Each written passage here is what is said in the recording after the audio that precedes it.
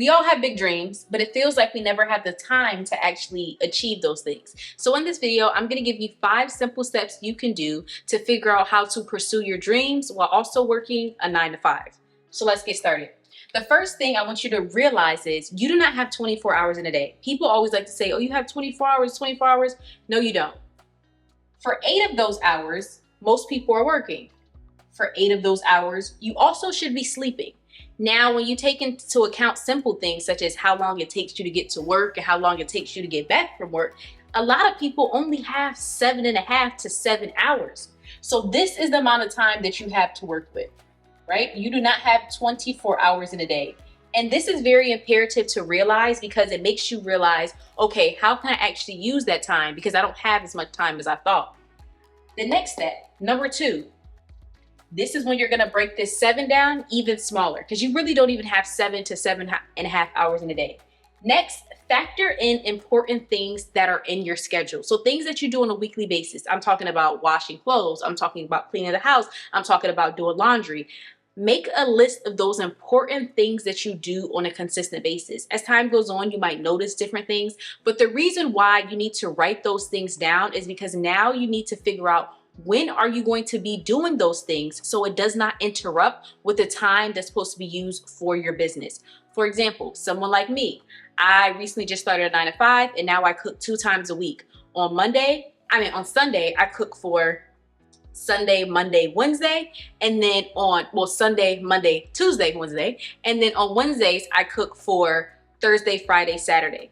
The imperative thing about that is I'm factoring in the important things on my schedule so I don't do them randomly. So I don't take away from the 7 to 7.5 hours that I have on some days because I'm not going to have them on every day because I have to cook and clean and do different things. That means on Monday, I'm not cooking. On Tuesday, I should not be cooking. On Thursday, I shouldn't be cooking. On Friday, I shouldn't be cooking. Why? Because that's going to interrupt the little bit of time that I have to even pursue on my business. And I make sure I don't have to do that because it's already ready. Do not wait until you have no more underwear left and now you need to wash clothes. Do not wait until you don't have more food in your house and now you have to go grocery shopping. Another great thing that I do, and I've mentioned this before, I order my groceries to pick up at the store. It's completely free. They shop for me. Some stores do it, not all. I definitely would look into it, but that saves me so much time. But even when I can't always do that, I have specific days that I go grocery shopping. When it comes to washing laundry, specific days that I wash laundry. This is so I can figure out what days do I not even have the 7.5 hours because you're not going to have it every single day. So for example, even on Wednesdays, I don't have 7.5 hours. I take approximately 2.5, sometimes almost 3 hours cooking for the next couple days. So on Wednesdays, I don't have that much time. If you have a planner, this will be a lot easier to break down. But basically what you're doing is figuring out, okay, how much time do I actually have to work on this thing? Some days I might have 7, some days I might have 7.5, some days I might have 3, some days I might have 2, but first, you need to figure out the things that you already have to do. You always got to eat. You always have to have clean clothes. You always have to make sure your house look halfway decent. Do those important things first, but schedule them in so you know specifically what time you're going to be doing that thing from 6 to 7, from 1 to 2, and then you know what days you're going to be doing that thing so you're not interfering with your goal. Number 3, this is when we're actually going to start getting into our goals. The first step that many people can do that's so easy, go on YouTube. They call it YouTube University for a reason. Type in how to start blank. Whatever you want to do in life. You want to become a lawyer. You want to start a business. How to start and start like that. Start watching videos on how to actually start this thing. You actually can go also into like ChatGPT and ask, but one thing I realized a lot of people do not start is because you're trying to start at page 40, right? You want to become a hairstylist. You're trying to figure out, okay, how can I get more clients? Do you have a booking site? Do you know how to even, do the foundation of braiding? Do you know how long it takes you to do a client? Like, figure out the basics first. So many people are searching up how to get 10,000 followers on social media. Do you even know your niche? Do you even know what platforms you want to focus on? Do you even know, do you want to make long form, short form content? Like literally search it up, and everything, I promise you, has a video. Everybody has a testimony, from your favorite person doing it to the person that you don't even know that's making $1 million doing that thing.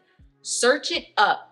From there, we're going to go into part 4, and this is how you're going to implement it and start doing it using those 7 or 5 or 3 hours into your life. So the first thing you're going to do is break it down into a monthly goal. So for this example, we're just going to talk about social media because that's what I know. So let's say my goal, right? If I was someone starting on social media, one of the first things I would want to do is figure out my niche. For some people, it doesn't seem like a lot, like, oh, that's not right, da da da. You need to first figure out what you're making content about. That's why you don't know what to do, because you don't know what to make content about. Then that big monthly goal, we're gonna break it into 4 weekly targets. What do I want to hit every target? So for this example, I said, we're gonna test one niche, right? For a week. Next week, we're gonna test another niche. Next week, we're gonna test another niche. To each its own, it just depends on like what you're trying to get a feel of and what you're trying to do. But the idea behind this is that I'm going to test one niche, see if I like it. Test another one, see if I like it, see how people respond to it. And then, and this is just for this example, on the 4th week, I'm actually going to test the best one. So the one that did the best out of all these 3 every single week, that's the one that I'm gonna do again and see if I really like it or whatever. If that does not work for me, the next month I have the same goal. You can use this for so many different things. You just have to figure out what is your first goal and how to break it up. In the beginning, it's gonna feel slow. I'm gonna tell you right now, because I know some people are like, 1 month to figure out a niche. Yes, take the necessary steps to do the baby steps. So once you start getting to how to grow on social media, how to make money, how to do all the things that you want to eventually do, you can just go really fast at doing those things. But it's hard to go fast when you're trying to go fast using training wheels, because you never learn how to take the training wheels off. Next, those 4 weekly targets, now you're gonna figure out how you're actually going to use those hours in a day on a daily basis. Now I've been saying 5, 6, 7, but you also can use the weekend, and that's another way you can factor things in, right? I try to use the weekend a lot of times for grocery shopping and for, you know, doing washing laundry, clean the house, stuff like that. But I wanted to say that because I know some people are like, you still have the weekend. You do. I was just thinking about Monday through Friday, usually when people are working. So very small here, not sure if you guys can see it. I broke up the weekly targets into daily tasks. So this says Sunday, Monday, Tuesday, Wednesday, Thursday, Friday, Saturday. This does not mean you need to be doing your weekly targets every single day. I actually do not recommend that, because that's a lot of times how people get burnt out and it just becomes a lot. That's a lot of times why it's hard to balance the two, because it's like you still need time to do the important factors, but then you also do need time to do your goal. So for example, for this, let's say on Sunday, this is a hypothetical thing, is when I shoot my content, right? Let's say I want to shoot 2 videos a week, 3 videos a week. Sunday, I actually shoot my videos. This is probably easier if you make sit down videos, but let's say if you make videos like vlogging or whatever, then I probably would have to shoot Sunday, Monday, Tuesday, whatever the case may be. And let's say I make sit down content, right? And so I said, Sunday, I'm going to shoot my content. Monday, we are going to edit the content. Tuesday, we're going to, let's say, research content ideas, right? Find out more stuff I want to talk about, research more niches, figure out what feels better to me. And then on Wednesday, we are going to post. On Thursday and Friday, we are going to rest, because I just want to see how the content is doing, how it's flowing, whatever the case may be. And then on Saturday, I'm going to use that day to revise. So when I say revise, it basically means look at how the content did and figure out what can I do differently. Maybe I'm like, okay, I can add music. Maybe I'm like this, I'm like that. And then Sunday, I get back into the loop. Rest days are very important. I recommend to have 2 rest days out of the week. And also I recommend your rest days are the days where you do the most of these things. So the days where you're like, okay, I want to focus on cleaning today. I want to focus on cooking, da da da. Make those rest days. So the final one, number 5, is when you're actually going to figure out how much time it's going to take you to implement these things. So that's when you're going to do, usually you're going to figure out the 4, 5, 3, maybe 7 hours you have left. Because like I said, you've already used your schedule to figure out what days you're going to be doing the important factors and how much time you have left over from the 7 to the 7.5 hours. So for example, on Sunday, I said that's going to be a shoot day. Let's say I want to shoot for 2 hours, right? So I do that on Sunday from 12 to 2. That's my shoot time. Let's say on Monday, I want to edit. I'm going to be editing for 4 hours, right? Editing sometimes can take long. I'm gonna do that Monday from 3 to 7. Sorry, I don't know why it took me so long to think about that. 3 to 7. The whole point is, now that you found out how many hours you have left, you can figure out how to use those specific hours. And the whole idea is to repeat this process over and over and over again. So then next month, you should have a new goal. Already figured out my niche. What did they say on how to start? The next step they said is after you figure out your niche, get da-da-da. After you figure out this, da-da-da. Within, you know, specifically for something like content creation, then within 3-4 months, that's when you can start having specific goals as far as how to get my first 1,000 followers or how to make my first $100. But in the beginning, you need to break it down as small as possible and figure out how many goals you can achieve in a month and how you're going to implement the time that you have to do them. A lot of times we convince ourselves we can't get our goals, we can't pursue our dreams because we don't have time. We're working a 9 to 5, we're doing this, we're doing that.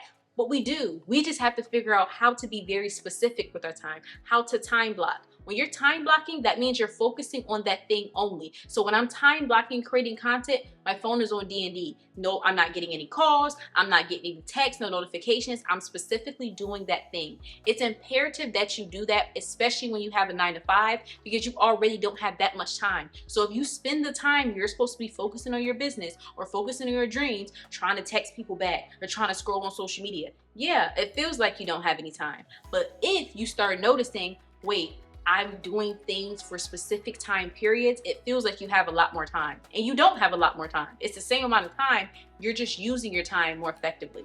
So tell me guys if you like this video. I felt like it will be a good breakdown as far as how to achieve your goals, because I know this is something that a lot of people are struggling with, and as being someone who's starting a 9 to 5 again, I had to do this for myself because it's like I still want to go after my goals, I still want to achieve my dreams, but now I just have to be more specific about it and more intentional with how I use my time. So don't forget to check out new videos every Sunday, Wednesday, Friday, and also don't forget to like, comment, and subscribe. I appreciate you guys so much. Don't forget to have a great one.